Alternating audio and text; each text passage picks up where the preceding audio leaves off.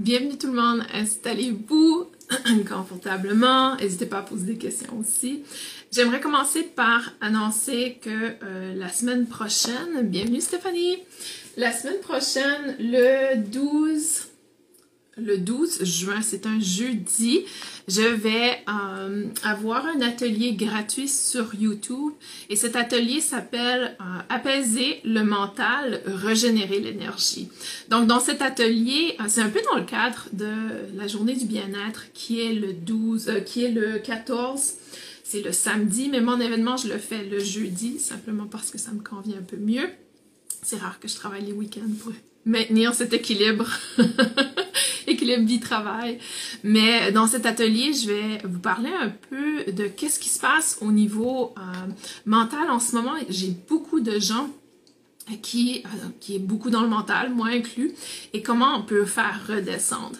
Et justement, ça donne super bien que j'ai planifié cet atelier parce que hier, j'ai eu une expérience merveilleuse, magnifique. Je vous conseille fortement Missia, je vais placer les informations en description. J'ai eu le ressenti d'avoir une lecture, une guidance. J'ai senti l'appel et ça s'est passé très intuitivement. J'étais en conversation avec Missia, une amie, et tout d'un coup, mes guides étaient comme, il faut que tu lui demandes une guidance. Donc, je lui ai demandé une guidance, elle a accepté. Et ça s'est passé hier. Et ça a été très intéressant. Et c'est drôle parce que avant qu'on fasse la séance, je lui ai dit, OK, aucun filtre. Je veux vraiment que ce soit direct, que ce soit très clair, qu'il n'y a pas, on n'a pas besoin de mettre de gants blancs. Pour moi, je suis pas quelqu'un qui est offusqué facilement. J'essaie de pas prendre les choses personnelles. Et j'ai compris au cours de ma vie que lorsque l'ego s'enflamme, c'est parce qu'il y a une vérité très importante dans ce qui est dit. Donc, pour moi, je me dis, OK, si jamais je suis réactive, c'est parce qu'il faut vraiment que j'écoute ce message. Donc, hier, la première chose qu'elle commence en disant, OK, il faut que tu reviennes sur Terre, il faut que tu reviennes sur Terre. Et au départ, je me dis, c'est curieux, revenir sur Terre. Pourtant, je suis une personne que dans mon quotidien, écoutez, je me réveille à 5h30 du matin, je vais faire mon sport, je vais marcher avec mon chien à chaque jour, chaque matin, chaque soir, je fais hyper attention à ma nutrition, je bois suffisamment d'eau. Et je me disais, c'est quand même curieux qu'ils disent de revenir sur Terre. Mais là, plus la guidance partait, plus ça prenait du sens. Et on me disait que dans le fond, dans mon business, dans ma carrière, j'ai beaucoup dernièrement axé sur l'aspect starseed, l'aspect énergétique, spirituel, etc. Et c'est là qu'on m'invite à revenir sur Terre. Donc, dans les prochains mois, dans les prochaines semaines, il va y avoir une belle transition qui va s'installer naturellement, qui va faire que je vais revenir un peu à la source de mon éducation, à la source de ma pratique quotidienne. Pas que je ne suis pas spirituelle ou énergétique ou dans le starseed, mais je suis incarnée sur Terre pour incarné dans le corps physique. Et mon rôle est vraiment de vous aider dans ce parcours également, que vous soyez thérapeute, que vous soyez artisan de lumière, starseed, peu importe. Mon rôle est vraiment de vous aider à vous éveiller à ce qui est à l'intérieur de vous et non ce qui est tout autour dans le céleste, etc. Donc pour moi, ça fait hyper de sens. Dans les dernières années, j'ai mis beaucoup d'emphase sur développer les thérapeutes, sur vous donner des outils pour devenir des bons thérapeutes, pour devenir des gens qui ont vraiment les techniques qui ont un succès. Mais j'ai l'impression que j'ai sauté une étape. J'ai l'impression que j'ai cru que tout le monde avait peut-être l'expérience que j'avais. Et ici, c'est pas pour me mettre supérieure aux autres ou quoi que ce soit, mais ayant fait mon éducation en psychologie, ma maîtrise en counseling, j'ai eu énormément de psychothérapie personnelle, donc j'ai fait énormément de travail personnel dans ma vie. Et c'est comme si quand je suis arrivée avec mon école, j'ai présumé que les gens avaient un parcours similaire, alors que c'est pas le cas. C'est vraiment pas la réalité de la plupart des gens. Et pour moi, quand on me dit dans ma lecture intuitive, reviens sur Terre, reviens dans ton incarnation physique, ça m'invite à revenir aussi à une clé. On parlait souvent dans ma séance d'hier qu'il y a un trésor caché en moi que je ne révèle pas aux gens. Et c'est tout cet aspect de psychologie. Pour moi, j'ai longtemps pratiqué en tant que psychothérapeute au Canada. Je continue à maintenir ma licence, mais je m'étais un peu éloignée de cet aspect. Alors que là, on m'invite à revenir. Donc, je trouve que c'est un beau moment, justement, avec l'atelier que j'ai la semaine prochaine, pour vous accompagner dans ce processus un peu plus psychologique. Comment redescendre le mental, comment reconnecter au corps physique, au travers de l'expérience du mental également. Donc, il y a vraiment cette perspective que peut-être je ne vous ai pas dévoilé énormément dans mon business, dans mes aspects. Au départ, j'étais partie sur du coaching, mais je m'en suis éloignée. Donc, je ne sais pas comment ça va germer dans les semaines à venir, dans les mois à venir. Pour moi, je suis encore dans le processus d'introspection.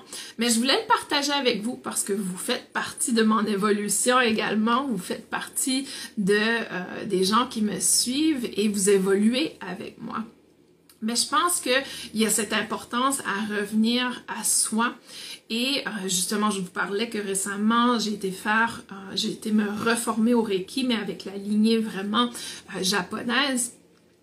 Et c'est là que j'ai compris qu'il y a une invitation pour moi aussi à apporter dans mes enseignements, se recentrer mes enseignements autour de la personne et non autour du thérapeute.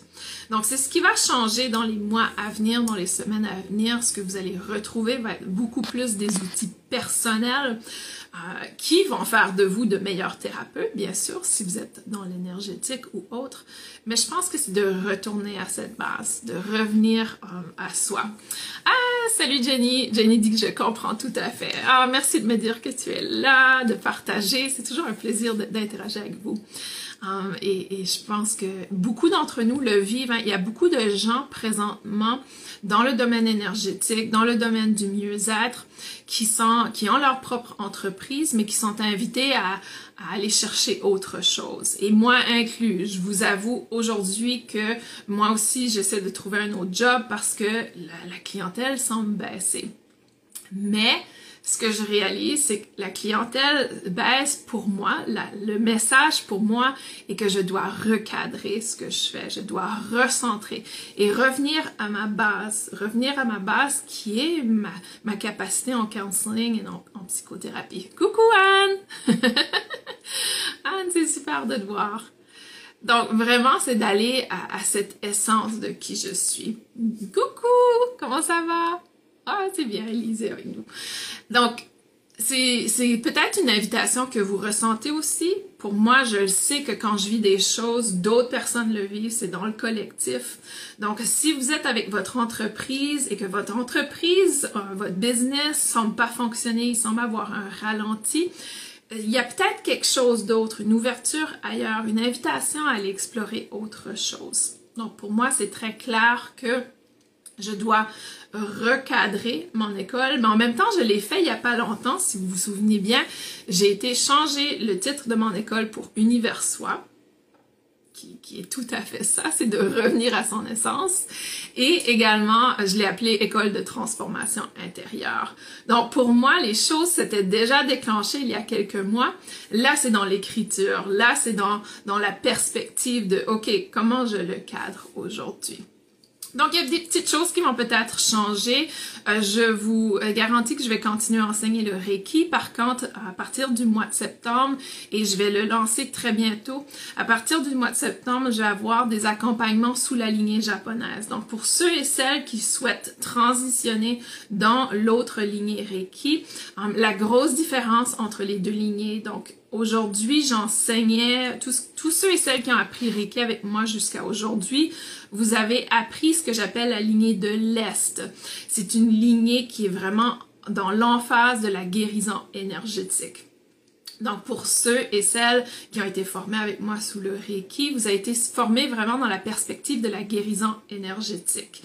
Alors que la lignée japonaise que je viens de me former à est vraiment dans le développement spirituel, le développement de soi dans son essence.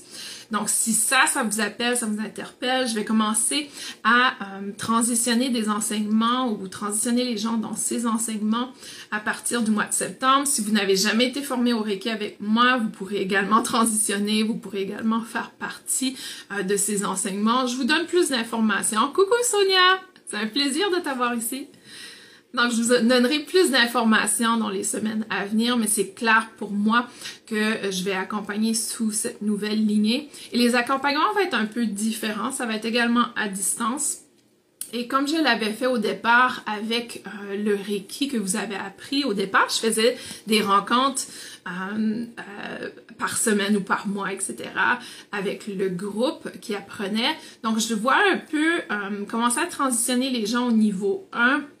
Même si vous êtes formé au niveau 3, mentorat, peu importe, je transitionne tout le monde au niveau 1. Vous comprendrez pourquoi, parce que le travail est un peu différent. Donc, l'approche est un peu différente, c'est très personnel. Et cette approche, on va se faire, j'ai l'impression que ça va être 4 rencontres pour le niveau 1, peut-être 6, mais 4 rencontres pour démarrer. Et pouvoir vous outiller à passer ce premier niveau. Et le premier niveau, c'est un peu similaire comme la lignée de l'Est, dans le sens qu'il y a 3 niveaux.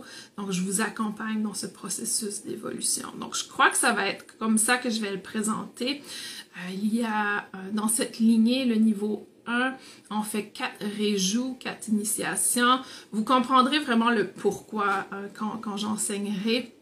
Je vais vraiment vous expliquer la différence, la transition, et peut-être je ferai un atelier aussi sur YouTube gratuit pour informer les gens un peu sur le pourquoi faire cette lignée, quelle est la différence entre les deux. Mais c'est vraiment la lignée de l'Est, et pour ceux et celles qui en sont à un point où ils veulent approfondir leur connexion intérieure. Donc, c'est pas nécessairement dans l'optique d'acquérir des techniques et des outils additionnels pour accompagner les autres. C'est vraiment ici pour faire de vous une meilleure personne, un meilleur canal, une meilleure connexion avec soi. Stéphanie dit « Oh, c'est super, c'est vraiment intéressant ce que tu nous proposes. Ah, ça fait plaisir. » Donc, c'est ce qui se prépare pour la rentrée en septembre. Et par contre, entre-temps, je vous invite à participer avec moi le jeudi de la semaine prochaine. Jeudi à 19 heures. Donc, jeudi le 12 juin à 19 heures en France et qui fait 13 heures au Québec. Je serai en direct sur YouTube pour un atelier gratuit sur apaiser le mental, renouveler votre énergie ou régénérer votre énergie. Et à ce moment-là, je vais vous donner quelques outils qui sont un peu plus dans cet aspect psychologie, pleine conscience, les approches un peu plus cognitives, behaviorales que j'ai acquis au cours des années dans ma pratique en tant que psychothérapeute, mais aussi pour remonter notre énergie. Donc présentement, il y a beaucoup de gens qui se sont fatigués. Moi, hier à 19h, c'est sûr que j'ai une guidance qui était très guérisseur, mais à 19h, j'étais au lit dodo et je me suis réveillée à 5h30, 6h ce matin. Donc, j'ai dormi énormément et j'ai l'impression qu'il y a beaucoup de gens qu'on n'a pas cette énergie. Et je crois que la clé, c'est d'apaiser le mental, c'est d'essayer de sortir du mental. Je suis une personne très mentale, hyper mentale, donc j'ai toujours quelque chose qui se passe en tête. Donc pour moi, c'est essentiel d'avoir des activités physiques, de faire mon sport, de bouger, d'être connecté au corps physique, parce que je suis tout le temps dans le mental. C'est drôle parce que mon enseignant Reiki, tu dors beaucoup aussi en ce moment, Stéphanie, c'est ça, t'es pas la seule, il y a plusieurs personnes qui me l'indiquent dernièrement qu'ils dorment énormément, même faire des siestes en après-midi. Mon mari présentement est en train de dormir et il est même pas 11 heures ici. Donc, il y a beaucoup de gens qui sont dans ce processus d'énergie. C'est curieux parce que pourtant, on est dans l'énergie du printemps, on arrive à l'été, on devrait avoir cette énergie déjà si on regarde les cycles saisonniers, mais pourtant, on se sent comme l'hiver, on dirait. C'est assez curieux. Mais ce que je disais, c'est que mon enseignant de Reiki du style japonais nous disait souvent, écoutez, dans le Reiki, nos pratiques sont très physiques parce qu'on passe nos journées en général à être dans le mental. Donc, on n'a pas besoin de pratiquer le mental. On n'a pas besoin de pratiquer cette connexion un peu plus visualisation, un peu plus mentale. Ce qu'on a besoin de pratiquer, c'est de sortir du mental. Et il a tout à fait raison. Et c'est ce que je vais vous proposer jeudi. C'est des techniques pour sortir du mental. Parce parce que souvent c'est ce qui nous bloque, dans notre évolution. En tout cas, tout ça pour partager avec vous. J'avais envie de partager parce que je me disais, ah, c'est comme une belle évolution pour moi. Je crois que ça va intéresser les gens aussi, cette évolution. C'est plus en intégrité avec moi. Pas que le travail n'était pas en intégrité, mais vous savez, pour moi, je parle souvent de l'entrepreneur conscient. Et l'entrepreneur conscient, c'est nous, c'est des gens qui sont connectés autant au niveau énergétique que physique que mental. Et quand on est entrepreneur conscient, on est constamment en train de renouveler notre travail. On est constamment en train de changer, d'évoluer comme personne. Donc, automatiquement, notre business va évoluer. Depuis le lancement de mon business, j'ai changé de logo. Écoute, en 2008, j'avais un logo. J'ai changé de logo en 2018, je pense. Par la suite, 10 ans plus tard. Ensuite, j'ai dû changer de logo 4 ou 5 fois dans mon business. C'est tout à fait normal d'évoluer avec son business comme ça. Anne dit, c'est les bases énergétiques mondiales qui nous fatiguent aussi. Les bases énergie mondiale. Ouais, peut-être. Pour moi, je suis pas du tout, j'ai aucune idée qu'est-ce qui se passe au niveau mondial. C'est les gens autour de moi qui me l'indiquent.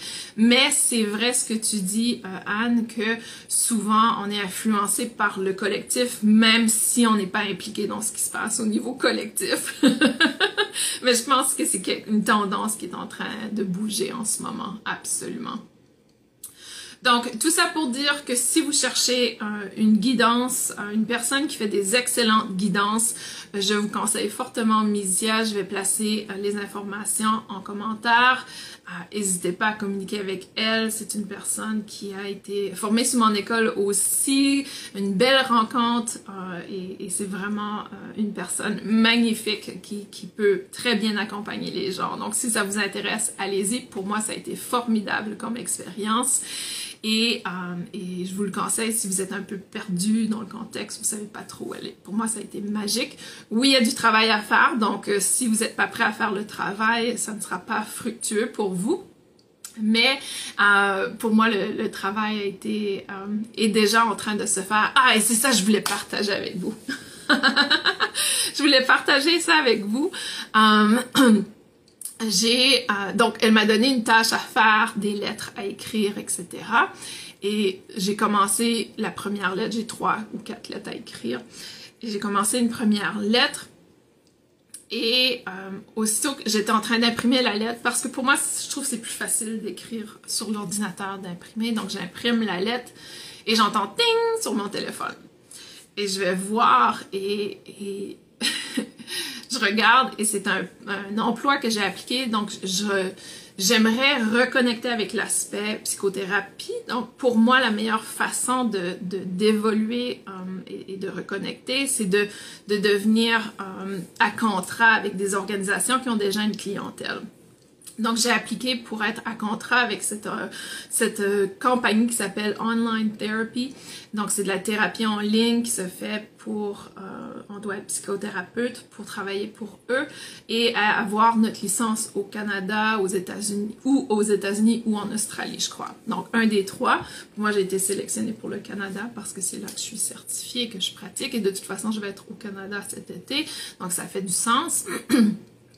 Et c'est très drôle parce que aussitôt que j'ai imprimé la lettre, que j'avais terminé d'écrire la lettre, ding, on m'indique que j'ai reçu, que mon application a été retenue. Donc, je vais maintenant pouvoir partir dans cette direction de augmenter mes heures de thérapie, de pratique. Donc, j'ai trouvé ça hyper génial, juste pour dire que quand on fait le travail, on est récompensé immédiatement. Jenny dit, oui, je comprends toutes les guidances. Ouais, les guidances, c'est une partie du travail. Hein. Des fois, on va chercher la guidance pour avoir la clarté, mais il y a du travail qui vient avec. Et il faut vraiment s'impliquer et s'appliquer à ce travail. Donc, pour moi, merci Jenny. Pour moi, ça s'est fait immédiatement, ça m'a tellement fait rire, ça m'a fait sourire. Mais il n'y a rien de mieux que le moment présent pour s'y mettre. Donc, s'il y a des choses du travail que vous savez que vous devez faire, il faut s'y mettre maintenant. Oui, toujours du travail. Ouais, et on ne devrait pas dire travail. Dans le fond, c'est un investissement, hein, parce que c'est sur soi. Il y a une raison pourquoi on a des résistances, mais aussi des fois, il faut prendre un peu plus ce courage et de se pousser. Pour moi, ça a été ce matin, je me disais, ah, je vais faire ma lettre plus tard. Et là, je regardais, j'avais 1 heure.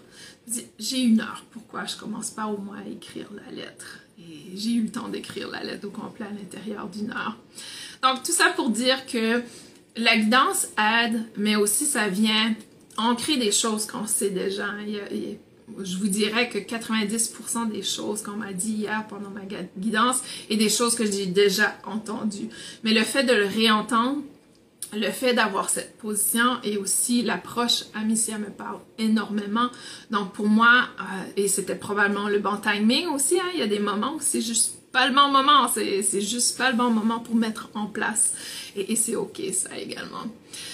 Et l'autre chose que je vais vous dire, c'est que j'ai reçu cette guidance et je lui ai demandé si elle pourrait m'accompagner avec un soin énergétique. Elle a accepté avec plaisir. Et il y a une partie de moi qui me disait « Ah ben, je vais faire son accompagnement le plus vite possible. Donc, est-ce qu'on peut trouver un rendez-vous? » Impossible de trouver un rendez-vous. Impossible. Et une partie de moi savait, disait « Faut que tu sois patiente, attends, etc. Tu as du travail à faire avant de faire l'énergétique, etc. » Donc, tout ça pour dire que des fois, on va aller chercher l'aide à l'extérieur alors qu'on a notre travail personnel à faire. On n'a pas besoin, oui, c'est ok d'aller chercher de l'aide, il n'y a pas de problème, mais il ne faut pas que ça devienne une béquille pour faire son propre travail. Donc, même moi, encore aujourd'hui, même après des années d'être dans l'énergétique, dans la pratique d'accompagnement, etc., j'ai encore des choses à apprendre, on a tous des choses à apprendre, mais aussi des résistances. Et je pense que ça, c'est d'être hyper honnête avec soi-même, c'est que, ouais, il y a toujours des résistances et vraiment à un certain moment, il faut réaliser que, oui, c'est ok d'aller chercher de l'aide, il n'y a pas de problème, mais il ne faut pas que ça devienne une béquille, il faut vraiment que je fasse mon travail, au boulot, exactement. J'avais eu une guidance au mois de février, elle me disait d'écrire une lettre à ce moment-là. Est-ce que je l'ai fait? Non. Je l'ai pas fait à ce moment-là. Donc, ça revient. C'est normal que ça revienne. C'est comme ça. Donc, si on le fait pas, ça va revenir. Ça va revenir. Et c'est même pas la même personne qui a fait la guidance. C'est ça qui est génial. Donc, moi, ce que je trouve beau de tout ça, c'est que peu importe où vous êtes dans votre parcours, dans votre cheminement, peu importe quelle résistance que vous avez, quel blocage que vous mettez en place, vous allez recevoir le message une fois. Si vous ne le mettez pas en pratique, il n'y a pas de problème, ça va revenir à un autre moment. Donc vraiment, c'est d'aller à son propre rythme. Aujourd'hui, je suis prête à passer à la prochaine étape, donc les choses se sont mises en place.